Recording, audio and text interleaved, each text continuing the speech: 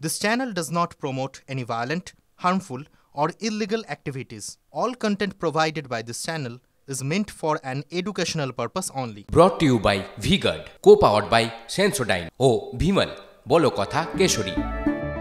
Associate sponsor Ultratech Cement। Sandeshkhali মামলায় হাইকোর্টে অস্বস্তিতে রাজ্য। সন্দেশখালীর জমি দখলের অভিযোগ নিয়ে তদন্তে সিবিআইকে সব রকম সাহায্যের নির্দেশ দিল হাইকোর্ট। পরবর্তী শুনানির আগে নির্দেশ না মানলে আদালত অবমাননার জন্য পদক্ষেপের হুঁশিয়ারিও দেয় প্রধান বিচারপতি টি.এস. শিবগঙ্গনের division bench. বৃহস্পতিবার ওই বেঞ্চে সন্দেশখালী তদন্ত নিয়ে স্ট্যাটাস রিপোর্ট জমা দেয় সিবিআই। সেখানে রাজ্যের বিরুদ্ধে অসহযোগিতার অভিযোগ তোলে কেন্দ্রীয় গোয়েন্দা সংস্থা।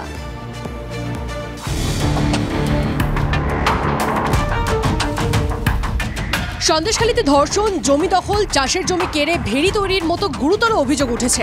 আদালতের নির্দেশে সেই ঘটনার তদন্তে নেমেছে সিবিআই। এবার সন্দেশখালীর সেই তদন্তের স্ট্যাটাস রিপোর্ট জমা পড়ল হাইকোর্টে।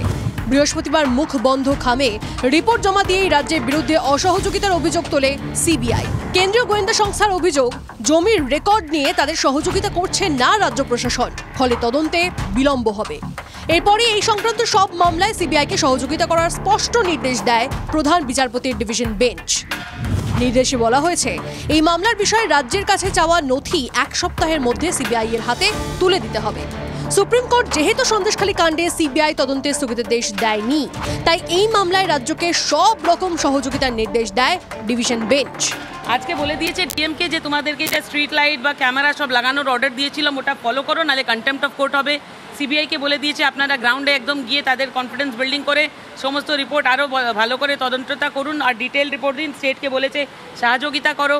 কেন্দ্রীয় তদন্তকারী সংস্থা কেন্দ্রের শাসক দলের অঙ্গুলি হেলনে চলে পক্ষপাতমূলক আচরণ করে, কিন্তু রাজ্য সরকার, রাজ্যের প্রশাসন সব রকমভাবে সহযোগিতা করে বলেই শেখ শাহজাহান বলুন বা শিবু হাজরা বলুন বা উত্তম সর্দার বলুন, তারা তৃণমূলে নির্বাচিত জনপ্রতিনিধি বা পদাধিকারী হওয়া সত্ত্বেও এই রাজ্য সরকারের প্রশাসনে কিন্তু তাদেরকে অ্যারেস্ট করেছে। 10 এপ্রিল সন্দেশখালীর অতি স্পর্শকাতর এলাকায় 15 দিনের মধ্যে ক্লোজ সার্কিট ক্যামেরা ও রাস্তায় এলইডি বসানোর নির্দেশ দিয়েছিল হাইকোর্ট। বৃহস্পতিবার এ নিয়ে কোনো রিপোর্ট দেননি জেলা শাসক। পরবর্তী শুনানির দিন পর্যন্ত সেই কাজের রিপোর্ট না পেলে প্রশাসনের বিরুদ্ধে আদালত অবমাননায় পদক্ষেপ করার কথাও জানায় ডিভিশন বেঞ্চ। 13 জুন এই মামলার পরবর্তী শুনানি। তার আগে সন্দেশখালীর মামলায় জাতীয় মানবাধিকার কমিশনকেও যুক্ত হওয়ার অনুমতি দিয়েছে high court. Bureau report, TV9 Bangla.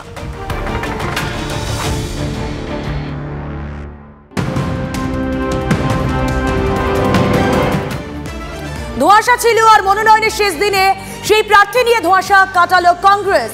রায়বরেলিতে প্রার্থী রাহুল গান্ধী, স্মৃতি ইরানির সঙ্গে সংঘাত এড়ালেন সোনিয়া পুত্র। আমেঠিতে ইরানের বিরুদ্ধে প্রার্থী KL শর্মা।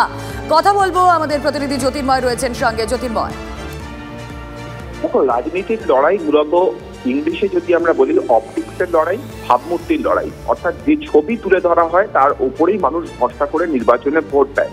একেবারে মনোনয়ন পত্র জমা দেওয়ার শেষ দিনের সকালে এসে শেষ বেলায় এইভাবে প্রার্থীর নাম ঘোষণা করা কংগ্রেসের ইমেজ সম্পর্কে, কংগ্রেসের ভাবমূর্তি সম্পর্কে কতটা ইতিবাচক ছবি তুলে ধরলো তা নিয়ে একটা প্রশ্ন থেকেই যাচ্ছে। কংগ্রেসের অভ্যন্তর থেকে বারবার ধরে রাহুল গান্ধী এবং প্রিয়াঙ্কা গান্ধীকে আবেদন করা হচ্ছিল যে 2024-এর লড়াইতে তারা যে বক্তব্য বারবার ধরে বাইরে রাখছেন যে বিজেপির বিরুদ্ধে লড়াই করতে হবে, সেই লড়াইয়ের একেবারে সম্মুখ ভাগ থেকে তারা নেতৃত্ব দিন। কিন্তু দেখা গেল যে সেই জায়গা থেকে কিন্তু তারা সরে এলেন। আমেঠির মতো গড় গতবার হেরে যাওয়ার পরে আর সেখানে প্রার্থী হলেন না রাহুল গান্ধী, তিনি সেখান থেকে সরে এলেন এবং শুধুমাত্র নামমাত্র রায়বেরেলিতে নিজেদের ধারাবাহিকতা বা গান্ধী পরিবারের যে দীর্ঘদিনের ছোঁয়া তা বজায় রাখার জন্যই রাহুল গান্ধী তিনি রায়বেরেলিতে যাচ্ছেন। প্রিয়াঙ্কা গান্ধী তিনি নির্বাচনে লড়লেন না। 2022-এর উত্তরপ্রদেশ নির্বাচনে তিনি নির্বাচনের 22-এ আসার পরে একটা সম্ভাবনার জায়গা তৈরি হয়েছিল যে প্রিয়াঙ্কা গান্ধীকে সামনে রেখে উত্তরপ্রদেশে ঘুরে দাঁড়াতে পারে কংগ্রেস। কিন্তু একের পর এক ব্যর্থতার পর দেখা গেল যে প্রিয়াঙ্কা গান্ধী তিনি আদৌ নির্বাচনী ময়দানে নামলেন না। ফলত সামগ্রিকভাবে এই ধাক্কা কিন্তু শুধুমাত্র উত্তরপ্রদেশের ক্ষেত্রে সীমাবদ্ধ থাকবে না, সারা দেশ জুড়ে বিরোধীরা বা বিশেষত বিজেপি এই প্রচার কিন্তু তুঙ্গে নিয়ে যাবে যে রাহুল গান্ধী তিনি স্মৃতি ইরানির বিরুদ্ধে লড়লেন না বা তিনি ময়দানে নামলেন না। গত 5 বছর ধরে অর্থাৎ 2019-এ স্মৃতি ইরানি জেতার পর শুধুমাত্র একা স্মৃতি ইরানি তার সাংসদ তহবিলের টাকা নয়, তার পাশাপাশি উত্তরপ্রদেশ সরকার এবং কেন্দ্রীয় সরকার যাতে নজিরবিহীন উন্নয়ন এই আমেথির মাটিতে হয় সেই বিষয়টি তারা নিশ্চিত করার চেষ্টা করছেন। পুত্র কোথাও গিয়ে স্মৃতি ইরানির সঙ্গে যখন সংঘাত এড়াচ্ছেন, তখন কন্যা প্রিপারেশন নিচ্ছেন উত্তরপ্রদেশের পরবর্তী নির্বাচনের জন্য। আপাতত ধন্যবাদ জ্যোতির্ময়।